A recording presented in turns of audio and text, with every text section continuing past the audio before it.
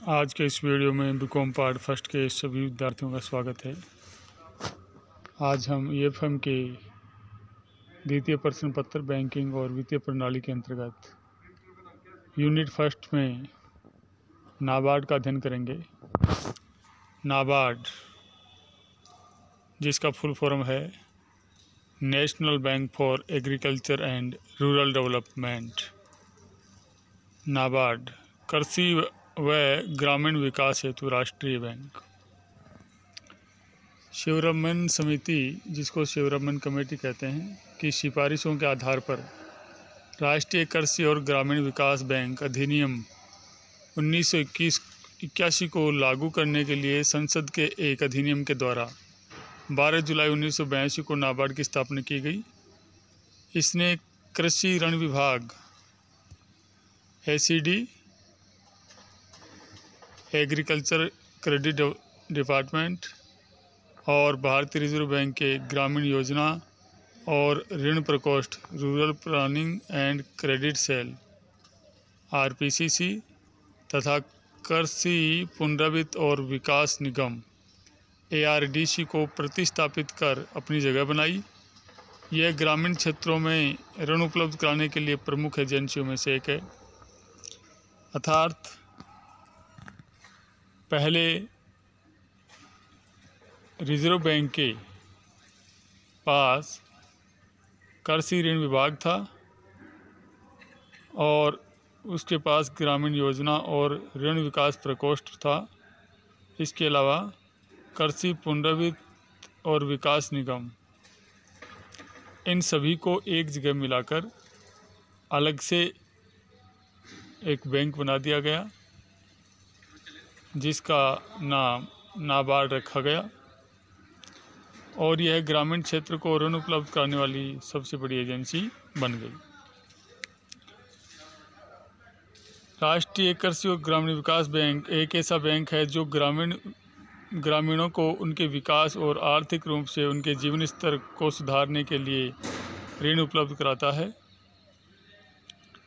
कृषि, लघु उद्योग, कुटीर और ग्रामीण उद्योग, हस्तशिल्प और अन्य ग्रामीण शिल्पों के उन्नयन और विकास के लिए ऋण प्रवाह सुविधाजनक बनाने के अधिदेश के साथ नाबार्ड 12 जुलाई 1982 को एक शीर्ष विकासात्मक बैंक के रूप में स्थापित किया गया। उसे ग्रामीण क्षेत्रों में अन्य संबंधित क्रियाकलापों को सहायता प्रदान करने, एकीकृत और सतत ग्रामीण विकास को बढ़ावा देने और ग्रामीण क्षेत्रों में समृद्धि सुनिश्चित करने का आदेश दिया गया।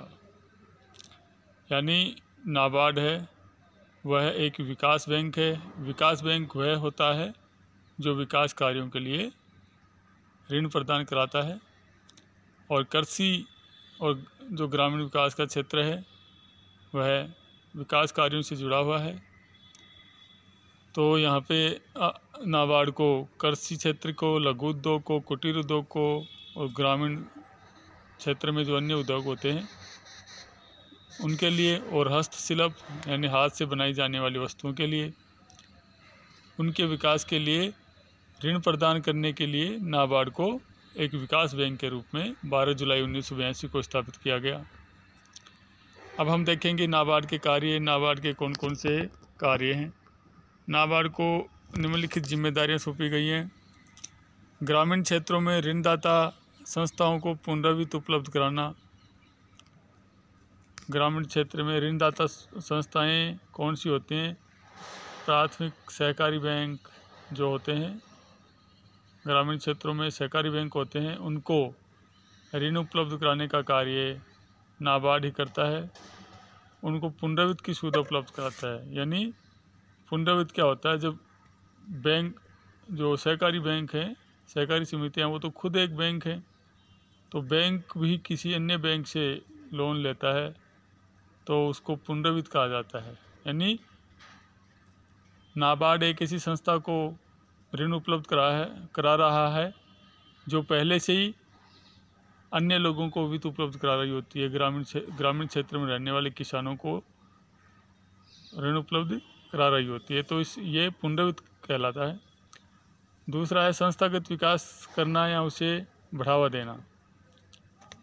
संस्थागत विकास करना यानी ग्रामीण क्षेत्र में जो ग्रामीण उद्योग हैं उनको ये लोन देता है। ग्रामीण उद्योग एक तरह से संस्थाएं हैं, उनका संस्थागत रूप होता है।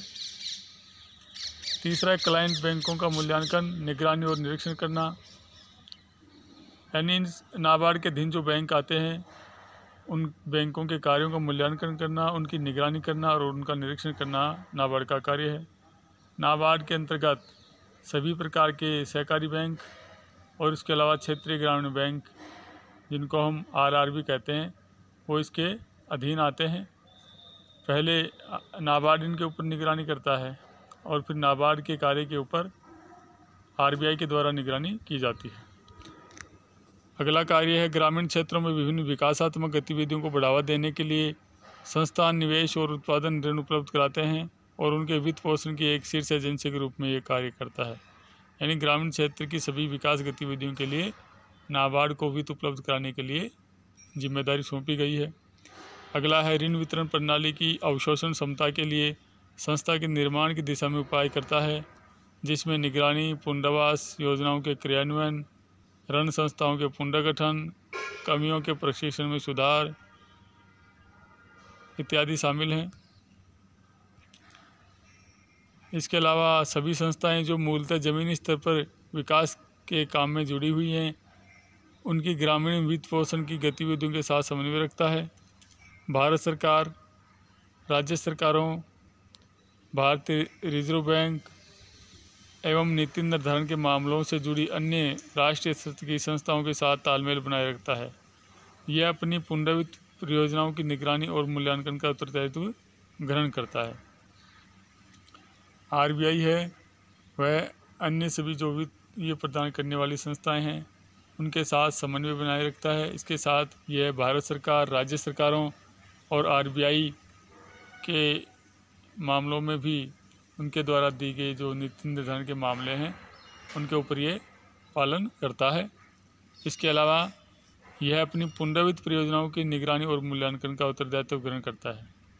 यानी इसे क्षेत्रीय ग्रामीण बैंकों और सहकारी बैंकों को वित्त ये सुविधा उपलब्ध कराने का कार्य दिया गया है। यानी प्राथमिक सहकारी संस्थाएं जो होती हैं, सहकारी संस्थाएं, और जो क्षेत्रीय ग्रामीण बैंक होते हैं वो नाबार्ड से वित्तीय सहायता प्राप्त करते हैं। इसलिए यह पुनर्वित्त की जो परियोजनाएं होते हैं उनका निगरानी करता है। इसके अलावा नाबार्ड का पुनर्वित्त राज्य सहकारी, कृषि और ग्रामीण विकास बैंकों, राज्य सहकारी बैंकों, क्षेत्रीय ग्रामीण बैंकों, वाणिज्यिक बैंकों, सीबीएस, वाणिज्यिक बैंकों में सीबीएस जो होता है उसके लिए, और आरबीआई अनुमोदित अन्य वित्तीय संस्थाओं के लिए उपलब्ध कराता है। जबकि निवेश ऋण का अंतिम लाभार्थियों में व्यक्तियों, साझेदारी से संबंधित संस्थाओं, कंपनियों, राज्य के स्वामित्व वाले निगमों या सहकारी समितियों को शामिल किया जा सकता है। जबकि आमतौर पर उत्पादन ऋण व्यक्तियों को दिया जाता है। यानी आरबीआई है वो इतनी संस्थाओं को सिर्फ उत्पादक ऋण ही प्रदान करता है, गैर उत्पादक ऋण प्रदान नहीं करता है।